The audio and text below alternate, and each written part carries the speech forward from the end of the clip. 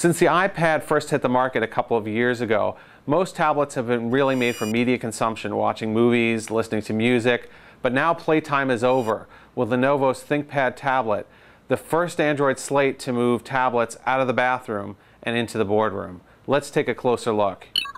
So, like most Android honeycomb tablets, this Lenovo ThinkPad tablet has a 10.1-inch 1280 by 800 screen, 1 gigahertz NVIDIA Tegra 2 CPU, a gigabyte of RAM, and this particular unit has 32 gigabytes of internal memory, although you can also get it with 16 or 64 gigabytes.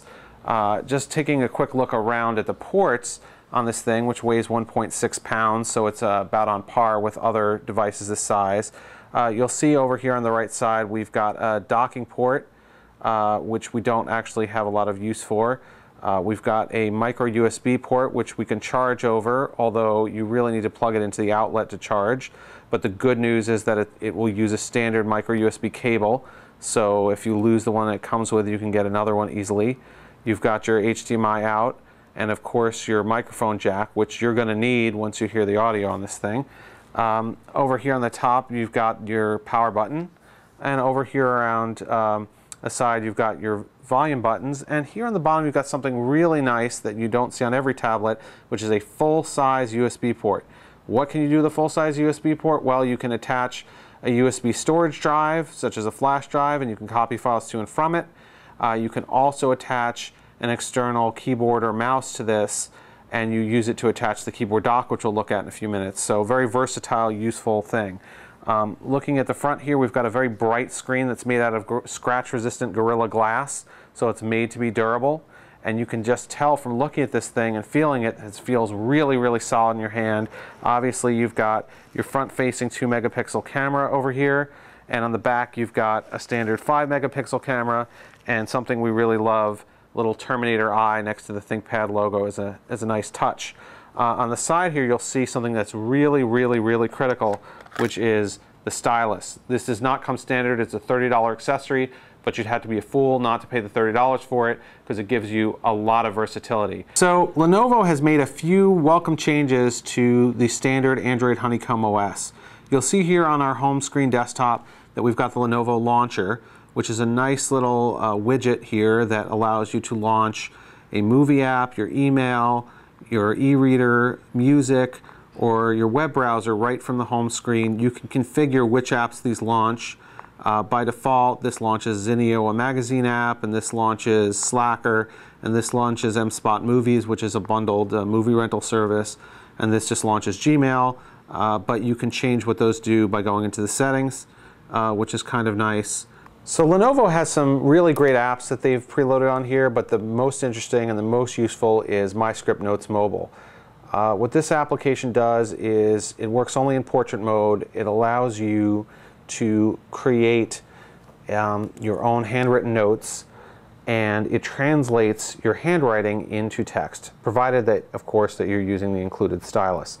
So I can go here and it's in OCR mode, and I can write, and it's actually going to take what I've written and turn it into editable ASCII text, which is really awesome. Now, what if I don't want it to turn it into ASCII text? Well, I can tap that icon over there and I can just draw whatever I want. It's not going to attempt to convert it. But then if I go back into ASCII mode, I can draw a nice circle around an object like that, and then I can do all kinds of things with it, like move it around the page, export it, email it to people, etc. We found that the handwriting recognition on this, even with my awful handwriting, turned out to be really good, provided you write in print. If you start to write in cursive, you run into some problems. One of the things, though, that's really neat about this application is it allows you to choose 20 different languages. So you could try your hand at Mandarin and see if it recognizes your Chinese characters and converts them into OCR text if you want. The thing that we don't like about this is it doesn't automatically have an export to some popular programs like Word, and it doesn't and while you can save to the cloud if you've got a cloud service like ArcSync installed, it doesn't have an auto save to cloud feature to keep your notes backed up. And we wish it had a robust search feature so you could actually search your notes. But the potential is really great in this, and we do really love it, and it makes it makes this notebook really a business notebook, as you can take notes in a way that you couldn't on any previous device, including and especially the HTC Flyer, where if you leaned on the screen with the HTC Flyer, it didn't have palm rejection, so you might get a menu popping up or hit the back button. Here the palm rejection is really good. We occasionally see a dot popping up or something, but you can see I'm leaning here and it's not going crazy from my palm resting on it.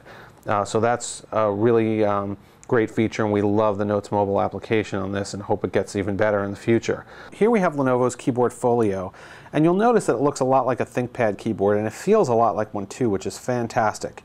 One thing that's a little different is this here is not a track point at all. It is actually an optical trackpad, so it's actually a little touchpad that you rub on with your finger. It's not a joystick-like thing, it's not a pointing stick. It just looks like one. So what you would do if you want to attach this to the keyboard Folio is you find the USB port on the bottom, and you take the tablet and you simply slide it in so that the USB port attaches.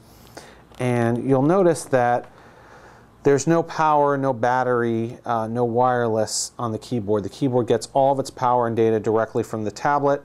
There are no ports on the keyboard. If you want to charge the device while it's attached to the keyboard, you're going to have to plug in the tablet itself to the wall. But we love this keyboard. It has an absolutely wonderful, wonderful feel. Although the touchpad itself requires us to kind of pick up our finger a lot because we can't seem to get across the screen too easily with it because it's such a small area. So here are our final thoughts on the Lenovo ThinkPad Tablet.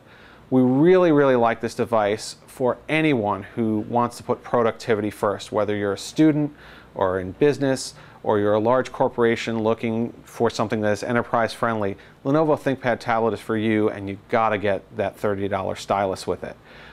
So we love that it's durable. We love the note-taking software, which is really unique. We love the enterprise software. We love the security on this, and we love the durable screen. And we even love the aesthetic with the red Terminator eye on the back. The only real drawback to this device that really bothers us is the really quiet speaker, which is one of the worst that we've heard. So if you want to listen to things or watch things, you're going to want to attach some headphones. But other than that, this is a truly groundbreaking device, a wonderful device for mobile professionals, students, or anyone who wants to stop using their tablet on the couch and start bringing it into work.